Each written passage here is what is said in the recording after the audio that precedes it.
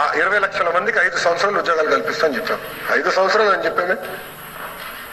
ఈరోజు 5 సంవత్సరాలు 20 లక్షల ఉద్యోగాలు కల్పించాలంటే బోత్ ప్రభుత్వ రంగం ప్రైవేట్ రంగంలో చేయాలి. దానికి మీరే చూశారు అధ్యక్ష. అంతేకాకుండా అధ్యక్ష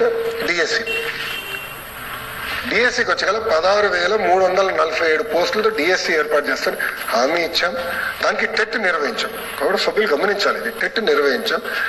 కొన్ని టెక్నికల్ కారణాల వల్ల పోస్ట్పోన్ అయింది. చాలా స్పష్టంగా గౌరవ ముఖ్యమంత్రి గారు చెప్పారు. విద్యాశాఖ మంత్రి కూడా నిరుద్యోగ యువకులకు హామీ ఇస్తున్నా ఎలక్షన్ కోడ్ అయిన వెంటనే డిఎస్సి నిర్వహించే బాధ్యత మేము తీసుకుంటాం. పారదర్శకంగా నిర్వహిస్తాం. 16,347 పోస్టులు భర్తీ చేసే బాధ్యత మేము తీసుకుంటాం. గౌరవ ఎమ్మెల్సీ గారు నన్ను అడిగారు, ఈ అకాడమిక్ ఇయర్కి మీరు చేయాలి అని ఆయన నాకు డైరెక్షన్ ఇచ్చారు. నేను ఆ డైరెక్షన్ ని స్వీకరిస్తున్నా. ఈ అకాడమిక్ ఇయర్కి వీళ్ళు ఉపాధ్యాయులు వస్తారు సార్. ఎందుకంటే విద్యాశాఖ గురించి కూడా 2 మాటలు మాట్లాడతాం. అప్పుడు నేను చెప్తాను ఎందుకు ఇది కీలకమైందని. అధ్యక్ష, మళ్ళీ కౌన్సిల్ సాక్షిగా నేను చెప్తున్నా అధ్యక్ష, తల్లికి వందనం, అన్నదాత సుఖీ భవ ఏప్రిల్ మే మాసంలో మేము అమలు చేస్తున్నాం.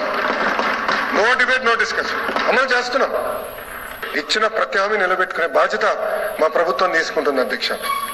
ఇంకో పక్కన అధ్యక్ష, కొన్ని నిర్ణయాలు ఏదైతే ప్రజలు వ్యతిరేకంగా ఉన్న నిర్ణయాలు, గత ప్రభుత్వం తీసుకున్న నిర్ణయాలు మేము రద్దు చేసాం అధ్యక్ష. మొదటిది ల్యాండ్ టైటిలింగ్ యాక్ట్ అధ్యక్ష.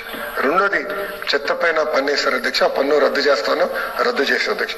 అధ్యక్ష, గౌరవ సభ్యులు జియో 117 గురించి కూడా మనం చర్చించాల్సిన అవసరం ఉంది. నేను పాదయాత్రలో హామీ ఇచ్చాను, జియో 117కి ఆల్టర్నేటివ్ తీసుకురావాలి. దాంట్లో ఎలాంటి సందేహం లేదు.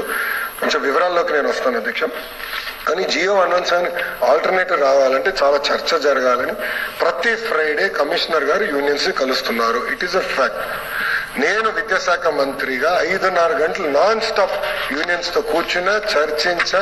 99% of the issues we resolve there. అక్కడనే 99% సమస్యలు పరిష్కరించారు. బొత్స గారు ఈరోజు లేరు ఇక్కడ, హౌస్ లో వెళ్ళిపోయారు, జంప్. ఆయన ఉన్నంటే అడుగుంటారు, మీరు ఎన్నిసార్లు కూర్చున్నారు యూనియన్స్ నాడు? ఆనాడు ప్రిన్సిపల్ సెక్రటరీగా ఉన్న ఒక వ్యక్తి ఎన్నిసార్లు యూనియన్స్ కూర్చున్నారు ప్రశ్నించాలనుకున్నా ఆయన లేరు అధ్యక్ష. ఏకపక్ష నిర్ణయాలు మేము తీసుకోము. అగైన్ ఐ వాంట్ రీట్రేట్, మేము ఏకపక్ష నిర్ణయాలు తీసుకోవట్లేదు. ఉపాధ్యాయులతో చర్చిస్తాం, ప్రజల్లో డిస్కషన్ జరగాలి.